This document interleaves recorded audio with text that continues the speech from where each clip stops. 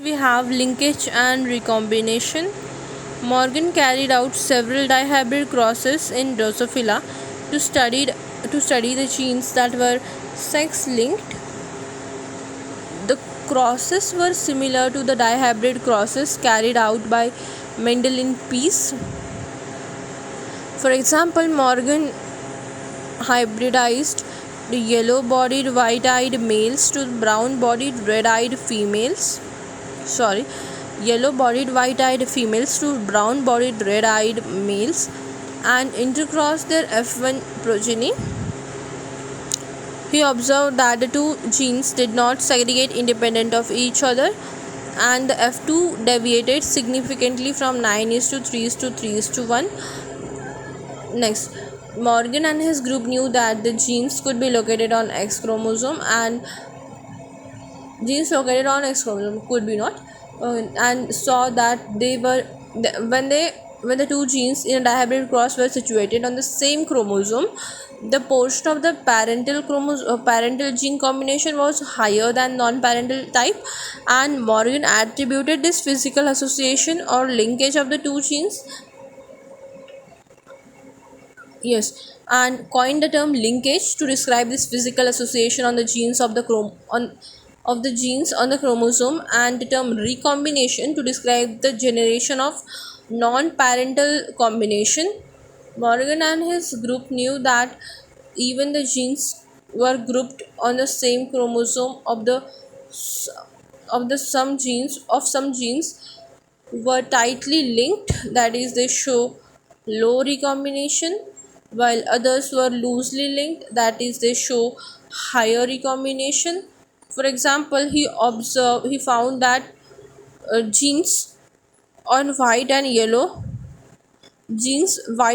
were very tightly linked and showed only 1.3% recombination, while white and miniature showed 37.2% of the recombination. His student Alfred Sturtevant used the frequency of recombination between the gene pairs of the same on the same chromosome as a measure of distance between the genes and mapped their position on the chromosome. Today, genetic maps are exclusively used as a starting point in the sequencing of the whole genome, and was done in a human genome sequencing project described later.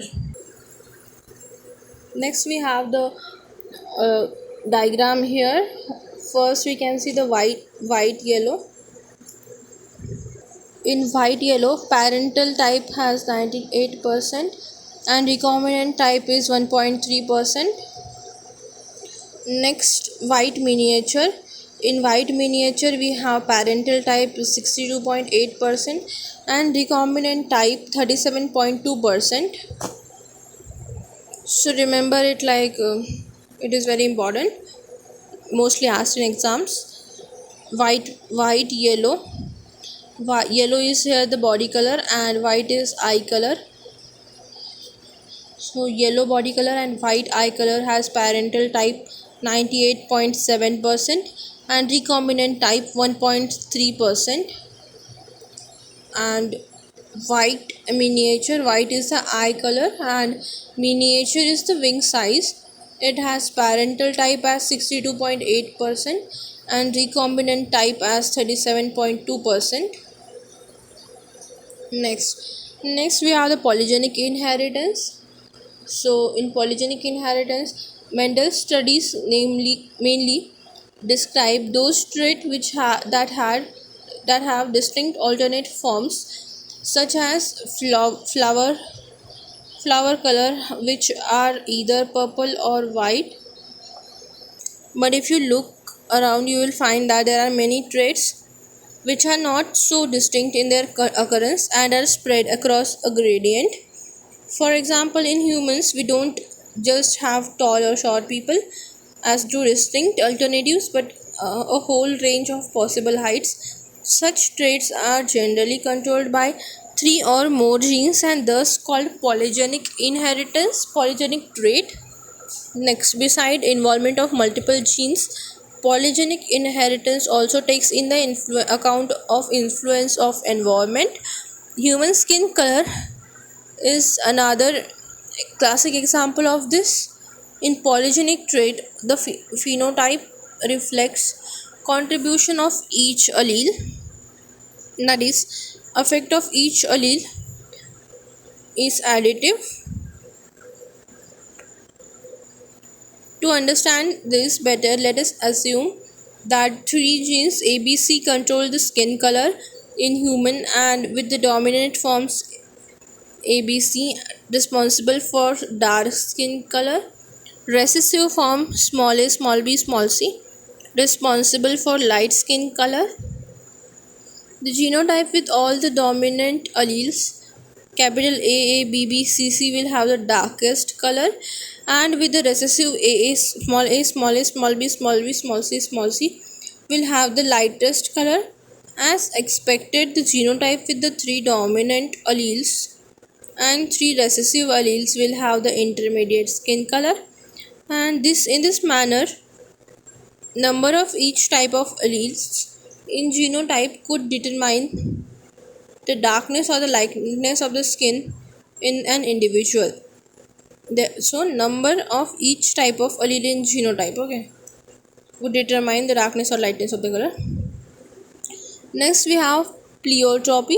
Example of pleiotropy is PKU, which is phenylketonuria. So we have so far seen the effect of single phenotype or trait. There are, however, instances when single gene can exhibit multiple phenotypic expression. Such a gene is called pleiotropic gene. The underlying mechanism of pleiotropy in most cases is the effect of gene on metabolic pathway, which contribute towards the different phenotypes. An example of this is the disease phenylketonuria, which occurs in human. This disease is caused due to mutation in genes that code for enzyme phenylalanine hydroxylase, which is a single gene mutation, and this manifests itself through the phenotypic expression characterized by mental retardation and reduction in hair and skin pigmentation. So pleiotropy is that single gene expresses multiple phenotypic expression, okay, and in most cases effect of gene on metabolic pathway which contributes towards different phenotypes. For example, phenylketonuria, which occurs in human, and it is caused by mutation in genes that codes for enzyme phenylalanine hydroxylase, which is single gene mutation. Okay, next, sex determination.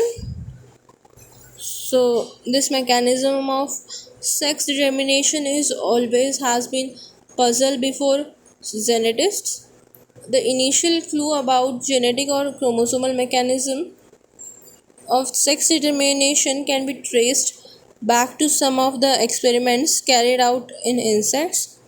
In fact, the cytological observation made in number of insects lead to development of concept of genetic or chromosomal basis of sex determination. So the cytological observation in insect lead to the development of genetic or chromosomal basis of sex determination. And Hanking in 1891 could trace a number of nuclear structures in all through spermatogenesis in few insects. Remember the year 1891. In 1891, Hanking could trace the specific nuclear structures all through the spermatogenesis in few insects, and it was also observed that by him that 50% of the sperms did not receive this structure after spermatogenesis, whereas 50% of the sperms did receive. Hanking gave the name to the structure as X body, but he could not explain its significance. The further investigation by the scientists lead to the conclusion that X body of Hanking was in fact